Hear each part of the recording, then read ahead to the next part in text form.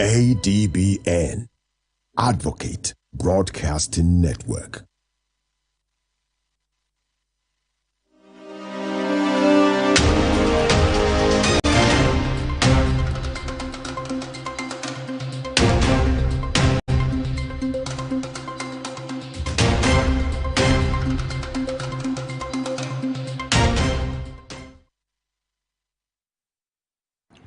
Welcome to Niger Delta Today, a program that keeps you abreast of the latest happenings within the region.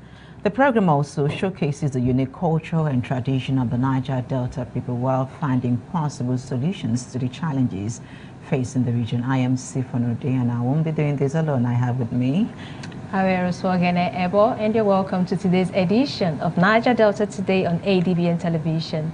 Today we're going to spotlight the Food and Culture Festival Committee's visit to Advocate Broadcasting Network here in Uyo.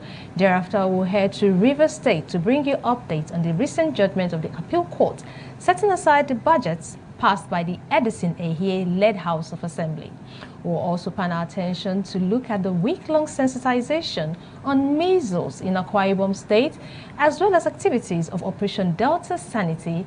Then we'll also take a look at how the people of Southern Ijo are surviving or thriving, or should I say managing, the recent oil spills and how it's affecting the people of the community. There is also the issue of International Day of the Girl Child, as today is 11th of October 2024. We'll bring you all of this right after this break. To stay with us.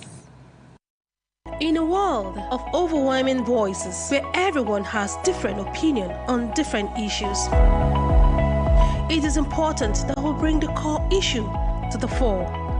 Join me, Nancy Banigo, on Softline as we lend our voices to inform and influence your thoughts and actions. This is not just mere talk, it is an invocative program that touches the core of our existence.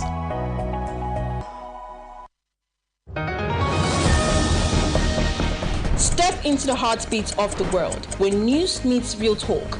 From breakthroughs in diplomacy to humanitarian challenges and scientific milestones, Global Digest takes you beyond the headlines and straight to the heart of the matter. I am Amma Marcus. Be a part of the world unfolding stories at 3 p.m. on ADBN, channel 258 on DSTV, and Star Times, channel 140. Global Digest, your window to the world's current affairs, only on Advocate Broadcasting Network. It is Groovy Mono, aka the Steez Prince. Yo, what's up? It's Big Shags. I'm in London. Hey guys, I'm Princess Jekoko. My name is Mutale Mwanza, the Queen of Zambian Media. My name is Grand Prince Itech. Hi guys, my name is Baj Adebule. I'm an actor and a filmer. Hello guys, I'm Falagade Banks. My name is Kelechi Amadiobi, photographer, storyteller. My name is Nanradi Dura, I'm an actor. My name is Chidi Mokime. Hi, my name is Uche Uba. It's Tobe Season. I'm Miss Thames. Hi ladies and gentlemen, boys and girls, mamas and papas, I am Jimmy. You can call me the Entertainer. My name is Esio Dometa. I am an actor and a film producer. My name is Sadiq Uvana. Hi. My name is Julius the Genius. I would give a shout out to ADBN. Big shout out to ADBN TV. You're watching ADBN. And you are watching. Keep watching ADBN TV. And this is ADBN TV.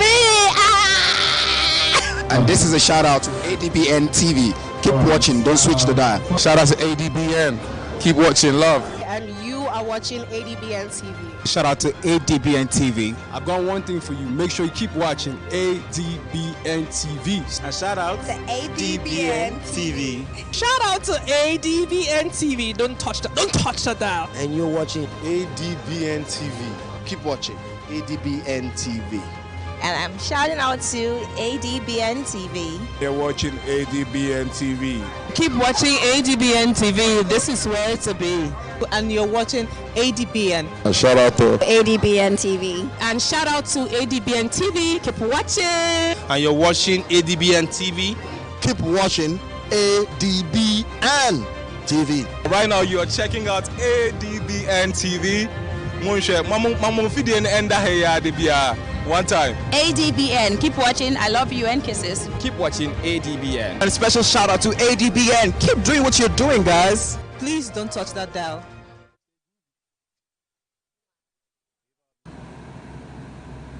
Welcome back to Niger Delta today. Well, let's start from Rivers State, where the political situation seems to unfold on a daily basis with new dimension. Just when you think the dust is settling, again springs another surprise. This time around, the Court of Appeal yesterday in Abuja affirmed the judgments of the Federal High Court, which set aside the 800 billion naira budget passed by 5 members of the Rivers State House of Assembly, which was led by Edison Ehie. The appellate court on Thursday dismissed the appeal filed by the governor of Rivers State, Siminalayi Fubara, on grounds that it lacked merit. The court also held that Governor Fubara withdrew his counter affidavit at the lower court in the matter, and as such cannot commence an appeal in a matter he did not challenge at the trial stage. In the unanimous judgment, the court said that Governor Fubara is expected to apply the rule of law and not the rule of might. The court described the situation in Rivers State House of Assembly as an executive dictatorship by the governor and a joke taken too far. Meanwhile, the Rivers State government, in a statement yesterday signed by the State Attorney General and Commissioner for Justice, Dagogo Iboroma, insisted that the appeal court judgment on Thursday in Abuja did not reinstate the Martin Amaole-led function of the State House of Assembly. Let's take a look at what happened. Court of Appeal this afternoon affirmed the decision of the Motorshow, and in affirming same clearly stated that Right Honorable Martin Chike Amewule is the authentic speaker of the Rivers State House of Assembly. The Court of Appeal came with a sound, comprehensive and conclusive pronouncement on it, that it amounts to a caricature for 4 members of the House of Assembly to sit and claim that they are deliberating on any issue. The Constitution requires 2/3 for issues that require, like the impeachment of a speaker or the governor, and 1/3 as the number required to conduct the business of the House of Assembly. We heard today is that the Court of Appeal has once again admonished and scolded the governor of Rivers State. We know, I've always told the media, that the governor has sworn that he has immunity and that he will never obey any judgment. Today, the Court of Appeal emphasized that point and reprimanded the governor for all his actions that are against the Constitution and laws of this country. Well, to give us a proper understanding of the Court of Appeal's decision is a legal practitioner and an immediate past governorship candidate of ABGA, Barrister Ita Ekpo. Barrister Ita Ekpo, you're welcome to the studio. I welcome you all to this program. You're welcome, sir. Thank you very much for joining us. All right, Barrister. Now, the appeal court described the situation in the Rivers State House of Assembly as, a joke taken too far and an executive dictatorship. Do you also toe the line of the court? I share the view of the Court of Appeal. Don't forget that initially the State House of Assembly was presided over by a speaker, duly elected. And his name was Amaya Fuller. And he had behind him up to 27 members of the State House of Assembly. If there is any rift and a minority claims to hold control of the State House of Assembly, that would be a minority group that has no effect. In fact, their decisions have no effect on the authority of the House of Assembly to pass a budget or to take decisions on behalf of the state government. A decision that should be legislative in nature. Okay. Yes. The House of Assembly, you don't forget that it is another tier of government. The executive governor must not interfere with the activities of the State House of Assembly. And what the court is doing as another tier of government is to ensure that it stabilizes the principles of separation of power. So that is what is happening in Rivers State. And the Court of Appeal has done well. But the matter has not ended there, because there's still the Supreme Court. What I see is the Achilles heel in the case of Fubara is that at the trial court, it took the strategy of withdrawing all his processes in that court. In other words, he considered to all the arguments, all the submissions, all the facts presented by his adversaries. In the circumstances, I don't know if he has local standing to appeal, but I know also that an interested party can appeal, even though you do not take part in the proceedings in the lower court. But you know, this is a different scenario. Somebody has been served, he is part of the trial in the lower court, he filed papers, and then withdrew for whatever reasons. When that happens, another scenario has presented itself to the Court of Appeal. And the Court of Appeal has then, taken a decision. It's now for the Supreme Court to say something. Okay, but before this moves to, is it possible for this to still move to the Supreme Court after he has abandoned his defense at the lower court? Well, the appeal is open to everybody, but the result is what is important. He was still part of the trial at the lower court. He just withdrew his processes, and for whatever reason. And in law, we call it a strategy. When you adopt a strategy in a trial, you fall, you sink or swim with that strategy. Yes, for instance, if you refuse to file processes at the lower court, the end result is that you have admitted, if it was an affidavit that had been filed, as it was in the instant case, I believe it was an originating summons. An originating summons is conducted by an affidavit. And if you do not controvert, you do not challenge what has been filed by an adversary, you are deemed to have admitted what the adversary has filed. So you can challenge the decision of the court, of the lower court, only based on law, not on fact. And there are other issues there. Even when you have to challenge on the basis of law, there are other issues there. All right, Barrister. Yes. The court also set aside the budget, the 2024 800 billion naira budget of the year-led House of Assembly. And the budget was titled, Budget of Renewed Hope. So, is there actually hope in this budget? I don't think there was hope. Somebody was just trying to skim his way through in a political dynamics that turned against him. And 27 members of the House of Assembly said, no, this budget that you purport, that you have gotten, it passed by 4 members. The speaker, the purported emergency speaker, was the 5th member. That budget to them is illegal, is null and void. Now the Court of Appeal says, even that 5 members are incompetent to take a decision on behalf of all the members of the said House of Assembly. And I think it is a better decision because politics, the political environment, in particular the House of Assembly, is where interests are supposed to submerge. And there must be discussions and there must be concurrence of opinion. All parties must concur for a decision to be taken to drive the state forward.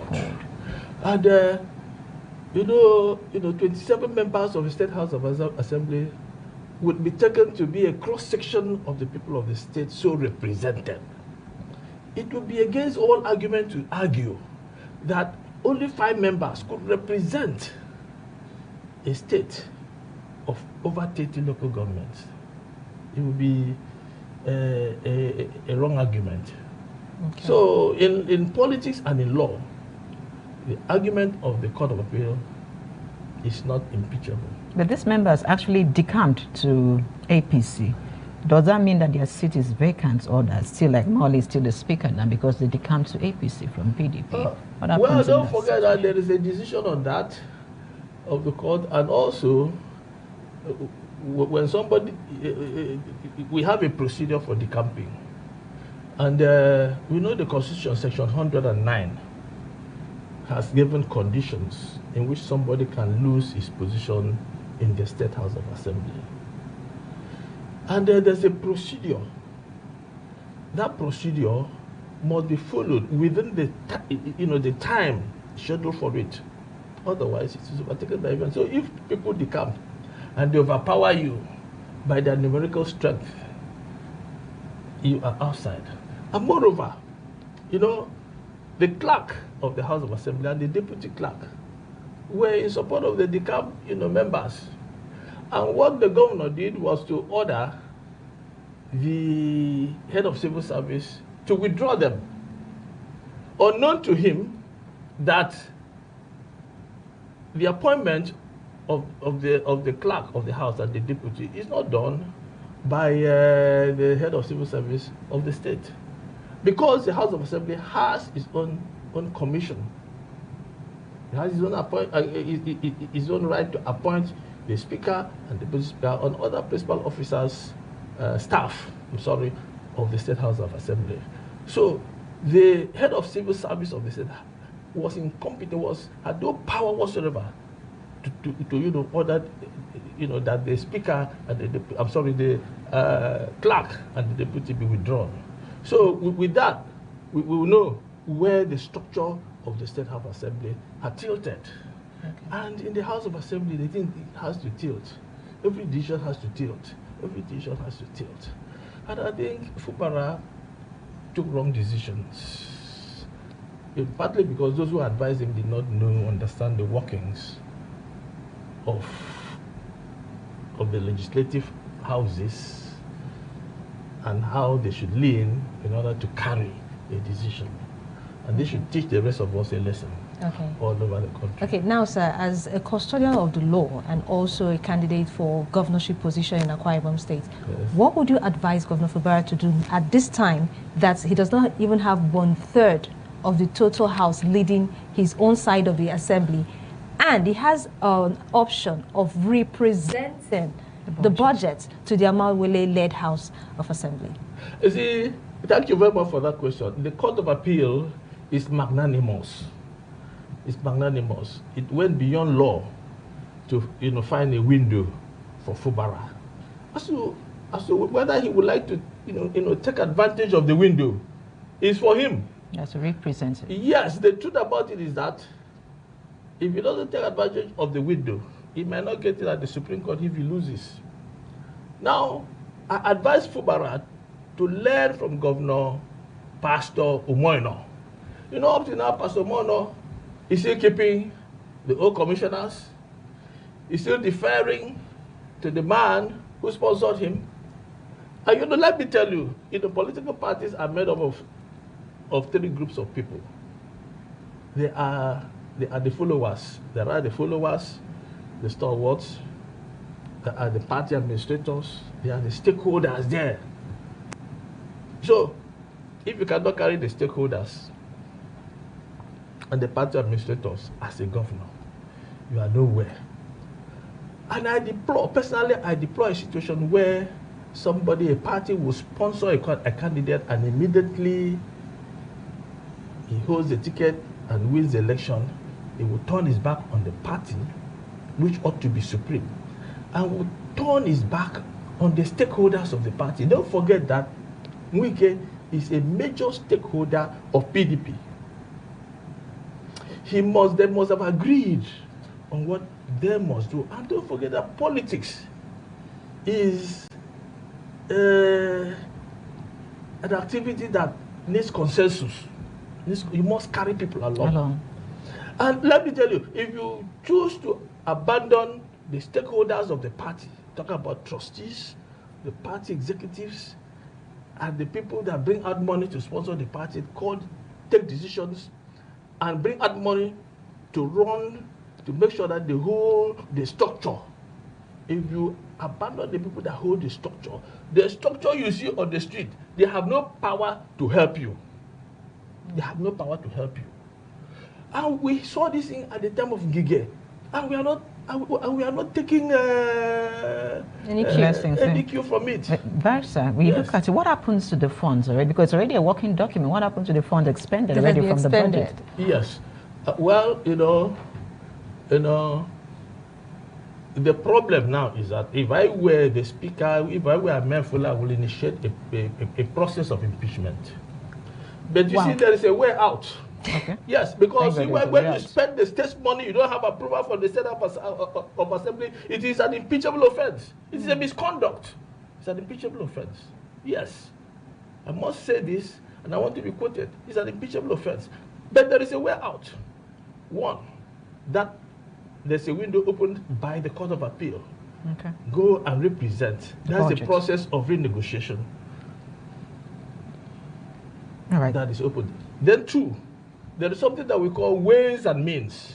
There's something we call ways and means, in which a governor can spend money, through which a governor can spend money of the state, and then get some approval from the State House of Assembly to spend that money. That is not part of the budget. And don't forget that the purported approval of a budget is a legislative act. It's not a matter for resolution.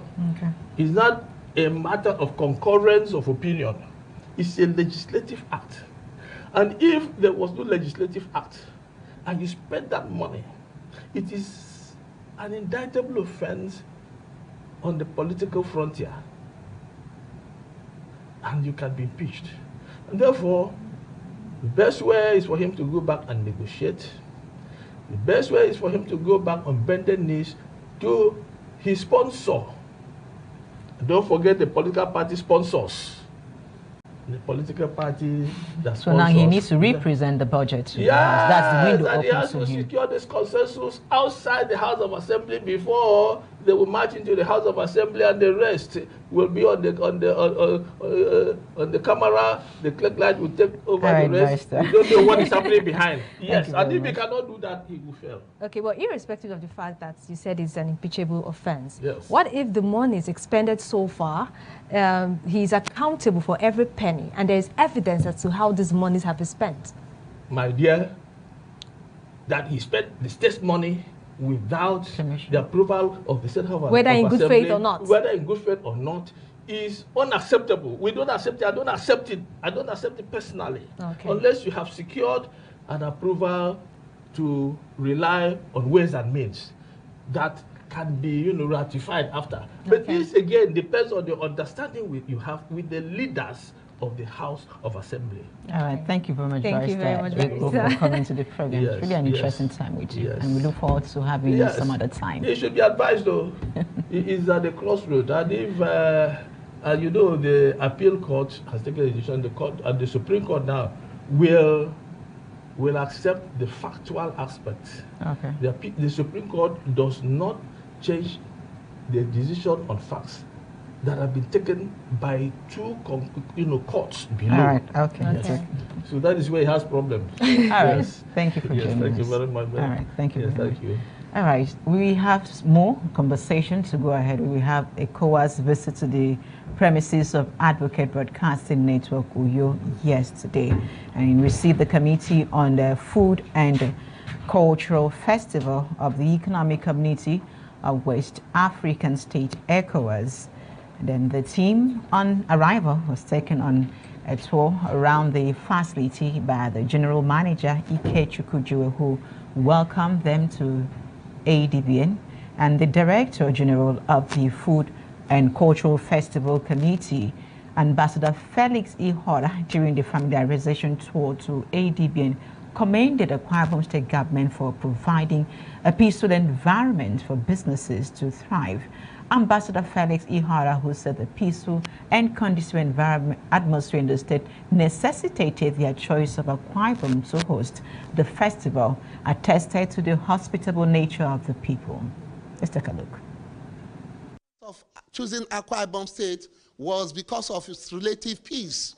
Akwa Ibom State has maintained sustainable relative peace for a decade while now in records, before even talking of bringing this program here. And secondly, Akwa Ibom State is an agrarian state with various kind of delicacies, with various kind of agricultural settlements that are useful and that can be developed for a mechanized agricultural system. In it. Janet. Which Janet? He commended Passion FM and Advocate Broadcasting Network for their tenacity and excellence in information dissemination. ECOWAS Food and Cultural Festival delegation to this venue of the Advocate Broadcast Network today. We wish to thank the network of being able to host us, of being able to accommodate us as part of their visitors to the state. I will advise every Nigerian, every ECOWAS member states to see Advocate Broadcast Network as one of their television and radio stations. General Manager Passion FM Mr. Gujuwe emphasized the importance of prioritizing Advocate Broadcasting Network and Passion FM media outlet as a primary channel for communication and outreach. Of Akwa Ibom, I mean, you can't come to Akwa Ibom State and you don't know Advocate Broadcasting Network. Operators and owners of Advocate Broadcasting Television, 258 on DSTV, 140 on Star Times, and by extension Passion 94.5 FM. So I thank this ECOWAS delegation for choosing Advocate Broadcasting Network, and we hope that when next you come to town, you visit us again. So thank you for coming. The visit was the conferment of Ambassador of the organization on Mr. Ike Chukwujue. Well, before we continue with the conversation, we'll go on a short break. We'll be right back. In a world of overwhelming voices where everyone has different opinion on different issues, it is important that we bring the core issue to the fore. Join me, Nancy Banigo, on Softline as we lend our voices to inform and influence your thoughts and actions. This is not just mere talk, it is an invocative program that touches the core of our existence.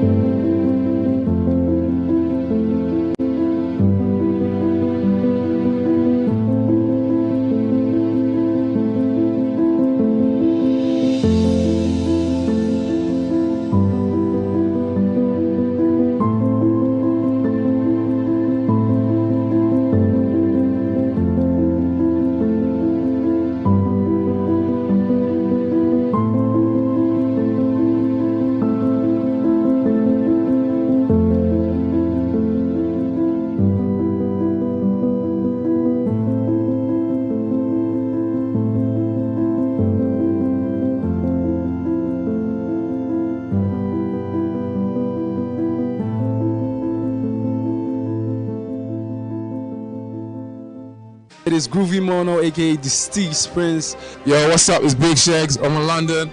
Hey guys, I'm Princess Jekoko. My name is Mutale Mwanza, the Queen of Zambian Media. My name is Grand Friends iTech.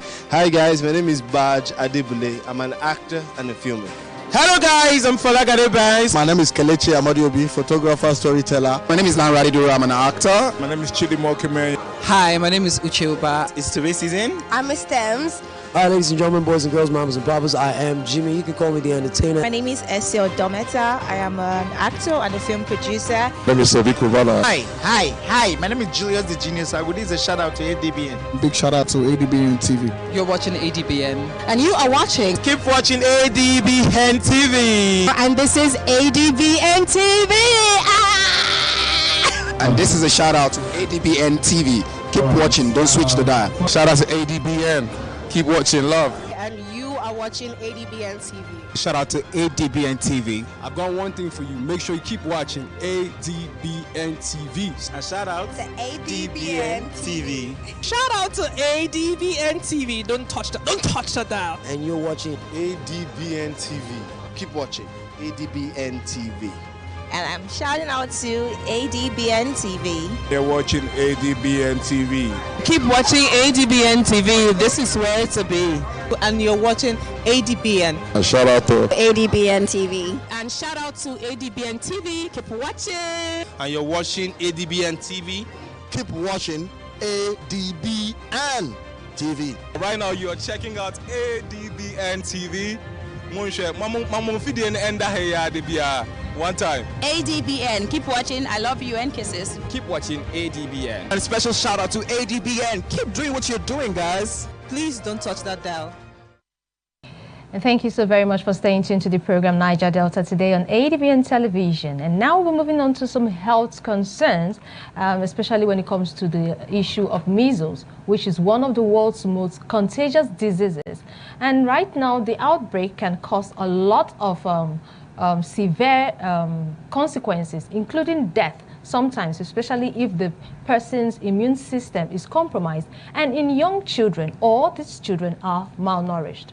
According to the World Health Organization, a lot of people are falling prey to measles disease, and over 50 million deaths have been recorded to this disease, especially when there is no vaccination. As of April this year, Bielsa recorded about 138 suspected cases and 11 confirmed cases. Cross River recorded 8 confirmed cases, Delta State 1, Edo recorded 2 confirmed cases, and Rivers had 10 confirmed cases, while Akwa Ibom recorded 114 suspected cases and 8 confirmed cases. Now, to create more awareness and sensitization about the infection, the Akwa Ibom state government has dedicated a week to sensitize the public on measles.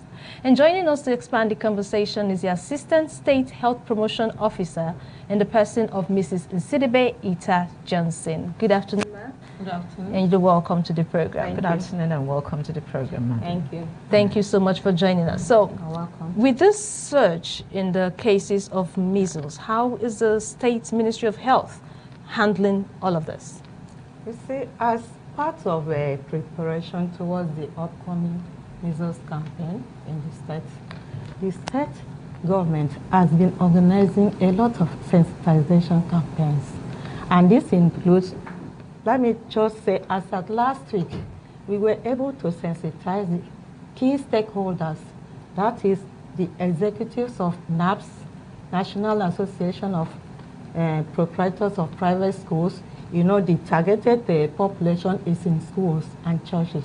So we were able to sensitize the National Association of Private Proprietors of Private Schools. We were able to sensitize the civil society organizations and also the religious and traditional rulers. Aside from that, the state government has also sensitized other key stakeholders, like SUBEB. You know, SUBEB, they are in charge of primary schools where the targeted population is. So we were able to engage and sensitize the chairman of SUBEB and his executives. And they promised to support us to cascade the information. Aside from that, you know, the religious and traditional rulers, they are the key because their words, like the religious leaders, their words are sacrosanct.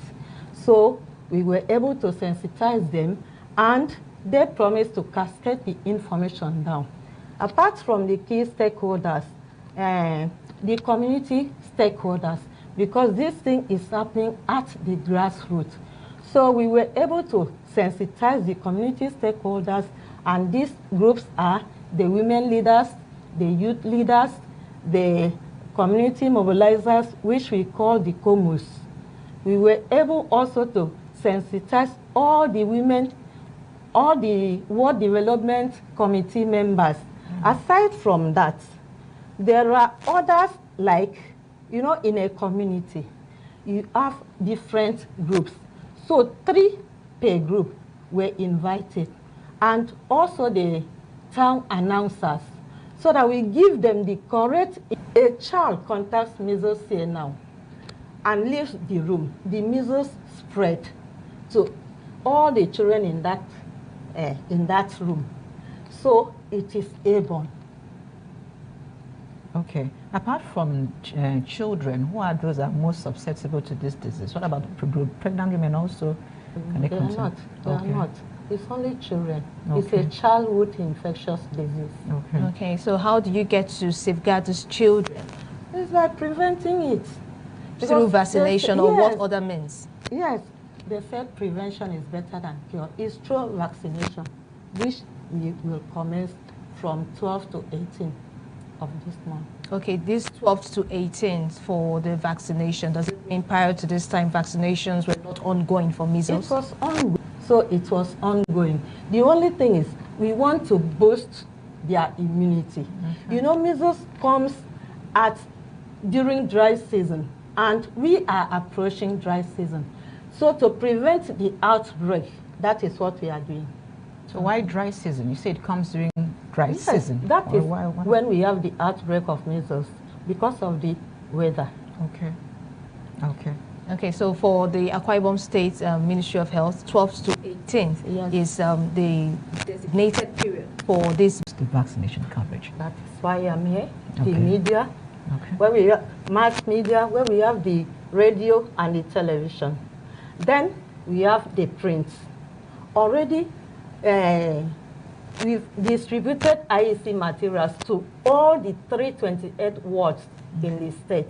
And aside from that, radio jingles is ongoing on radio now. Okay. Thank you very much for that. So before we let you go, let's find out. You know, some people, they learn the hard way. What are the consequences of a child having measles infection? The consequences can lead to death. You know, at times, you see, when I was young, let me say it that way, you used to see children with ear infection, pus coming out from the ears. That was one of the complications of measles. But I don't see that anymore. So as a consequence, it leads to death. And ear infection, diarrhea. Okay, thank you very much for that. We do appreciate your time for coming on the Niger Delta program today. And we do hope that with this that you have done today and many more that we will do as the media, this message will get to the grassroots and people will take up this vaccination for measles. Okay. Thank you so much. You're welcome. Thank you, Thank you so much for giving me time. All right. Well, let's turn our attention to Yenagoa, where the Nigerian Navy has extended the Operation Delta Sanity exercise further by 90 days. Central Naval Command made this known in Yenagoa, Bayelsa State, while reeling out its achievements under the Operation Delta Sanity. ADBN Niger Delta correspondent Reed Dukwaziye completes the report. Since the launch of the exercise, Operation Delta Sanity, in January this year, the tremendous progress recorded thus far may be one of the reasons it was extended a further 90 days upon the expiration of the exercise. This extension has already happened twice, on April 10th and July 10th, with an additional 90 days. Rear Admiral Sam Sibura, the flag officer commanding Central Naval Command, highlighted the success of the Operation Delta Sanity 3. Since the extension in July 2024, a total of 55 suspects have been arrested, while 124 illegal refining sites were deactivated in accordance with extant regulations. Furthermore, a total of 116 wooden boats and 543 dugout pits and 64 storage tanks were deactivated, while 6 vessels were arrested. Additionally, several items and equipment used in the construction of illegal refineries were seized. The nation's oil production has increased as a result of these accomplishments. As of June 2024, the production stood at 1.7 million barrels per day, up from 1.3 million barrels per day. Based on these achievements and successes recorded so far, the Chief of the Naval Staff has graciously approved the extension of Operation Delta Sanity for another 90 days, with effect from today, 10th October 2024. These efforts will be sustained to ensure zero tolerance of crude oil theft in the nation's maritime environment. Despite the fact that the oil theft reduction indices are improving, the Nigerian Navy has called for more collaboration with key players in the Niger Delta region.